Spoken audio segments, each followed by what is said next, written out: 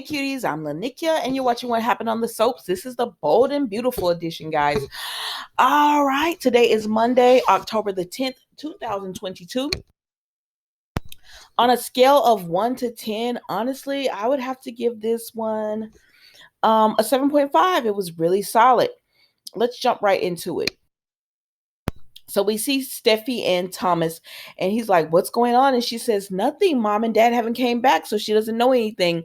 And he was like, "Okay, well, keep me updated as soon as you can, like, because you didn't tell me anything." She said, "Well, there's nothing to report, but as soon as I know something, I'll let you know." She said, "But I'm concerned because Mom was very adamant that she did not want to get back with Dad." And he said, "But no, it's their time. It's their time to be together. So hopefully they go ahead and go together." And so she just tells him, "I'll keep you posted." And so then we see Donna and Eric come in because that's one of the reasons Thomas rushed to get off the phone, because I guess he didn't want them to know he was talking to Steffi, keeping tabs. And Eric, he doesn't hold anything. He was like, "So I know your dad's in Aspen." He said, "Yeah, I did know about the trip." So then Donna and Thomas start going back and forth.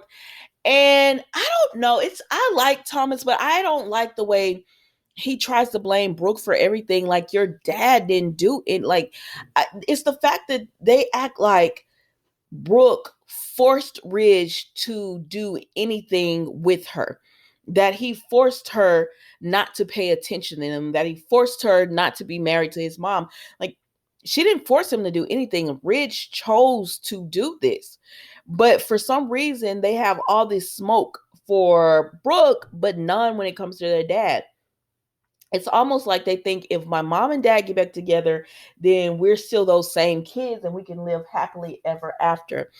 And so he's just telling Donna that my dad deserves to be with a woman that's good enough for him, that won't, lie and cheat on him and everything. And Donna is just like, "My sister, they have destiny. They're going to be together." And Eric told him as well, you know, "I'm rooting for Brooke and Ridge. I think that's where he needs to be." And they both tell Thomas, "Don't get your hopes up when it comes to Brooke and Ridge, because they will always get back together no matter what happens." So then we see Ridge and Taylor, and they're still kissing, and they're just happy, and they're together. And she's just like, "I can't believe this." And he tells her, you know, "I'm right." She says, "I can't believe you're in my arms." And he says, "Right where I need to be." I don't. Anyways, he says, "I'm right where I need to be, and don't let me ever leave." And I said, "Is Ridge the prize?"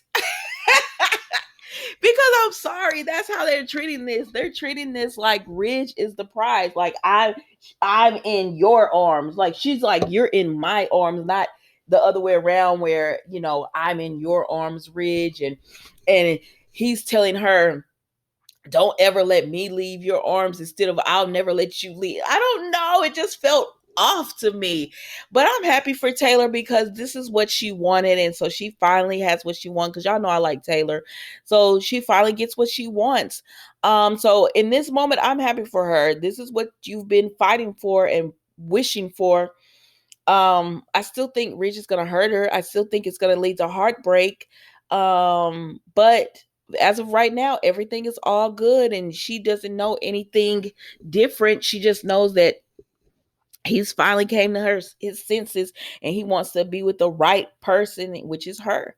And so she's happy. Well then, girl, I'm happy for you. You know how you happy for your friend, but you be like, "Girl, okay, we're gonna see how long this lasts. But if you're happy, I'm happy." you know and so then Steffi comes, and she's like, "Oh my gosh, am I seeing?" And they say, "You want to tell her?" "I'll tell her." "You want to tell her?" "No, you can tell her. You can tell her." And so Steffi's like, "What's going on?" And they're like, "We're back together."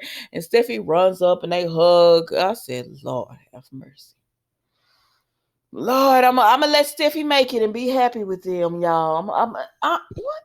I'm just I'm just letting everybody make it today, because we all know how this is gonna turn out and end. So there's no reason to rain on anyone's parade. Be happy. Do what you want to do. Just be happy. So that's pretty much it. Steffi's just so happy that they're together. They walk back to the cabin and they just talk about how Ridge is finally home, and Steffi was like, "I knew it. We've been praying for this. We wanted this, and everything. So it finally happened." And then Thomas, they called Thomas, and he's like, "You two look real cozy." And because Steffi's like, "Look at this," and they're like, "We're back together." And he was like, "Oh my gosh, yes, I knew it. I'm so happy. I knew you guys were gonna get back together." The universe answered. I said, "Well, tell the universe not to next time." But I was like, okay, well, I mean, because they honestly believe Ridge is done with Brooke. He's happy with their mom, and that's that on that. So they get off the phone with Thomas, and Steffi and Ridge continue to talk, and then he says, Taylor says, "I'm gonna go upstairs," and Steffi says, "I'm gonna follow." And so Ridge is like, okay, well, I'm gonna, just head outside, I guess, for some fresh air. And so then we see Thomas is talking to Douglas about that phone. Remember the voice change on the phone? He made himself sound like Eric. And Thomas says, "I've told you about playing on that phone and everything." And they were like, "Okay, yeah." And then Eric comes in and he says, "These phones, Thomas, they're going to get us in trouble and all that." And Thomas like, "Yeah, talk about it." But then he says, "I heard from my mom and dad." And he said, "I know you want to hear this to Donna, but they're back together." And Donna said, "What? You got to be kidding." And he said, "Yes." And she said, and Eric is like, "So Brooke didn't get there in time." And Donna was like, "Eric," because she didn't want Thomas to know Brooke was coming. And but it doesn't matter now. And Thomas said as much. It doesn't matter. They're already back together. Brooke's hold over my dad is finally broken. He's done with her, and it's us together now. Where the universe answered us, and whatever Brooke had over my dad, it's gone.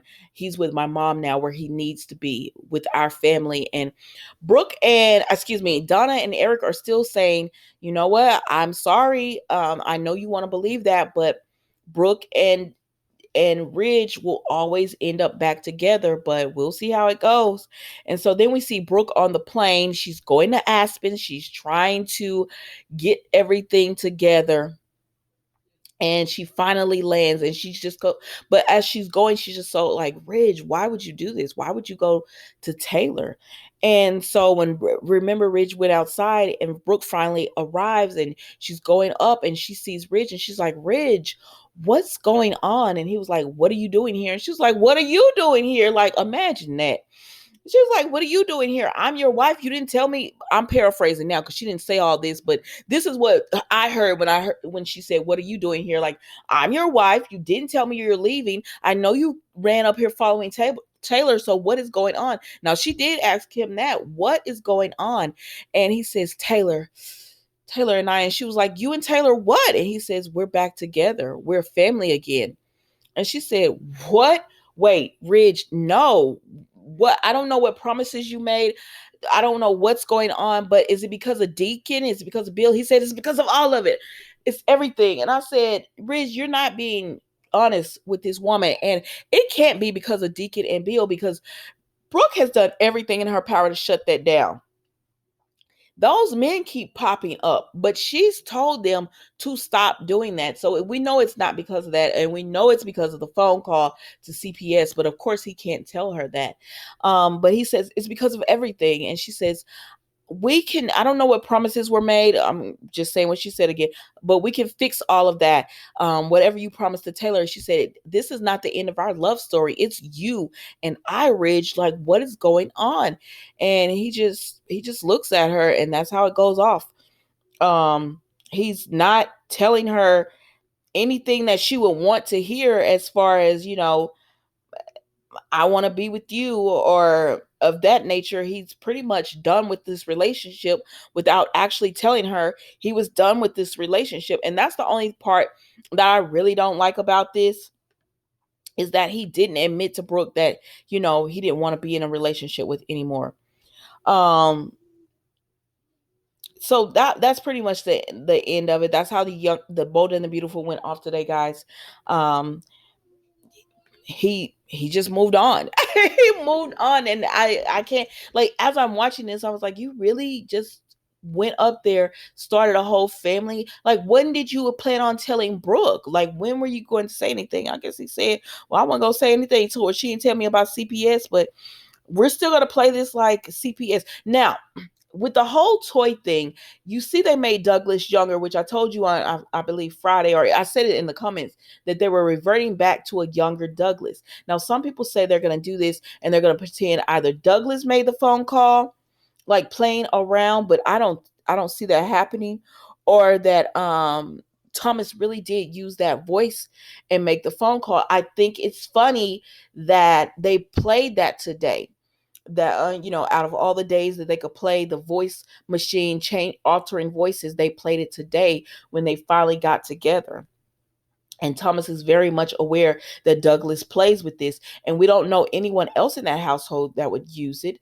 I don't Brooke, he hasn't been around Brooke, so I don't even know if she would, I mean, it was her voice on the thing, so she couldn't use it. So the only person that could possibly do it, I'm thinking, would be Thomas. And then some people, the spoilers were kind of saying that, well, maybe what if Douglas was the one, but I just don't see that happening.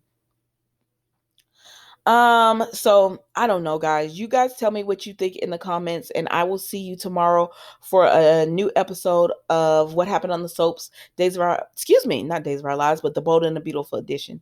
Thank you so much for watching. Goodbye.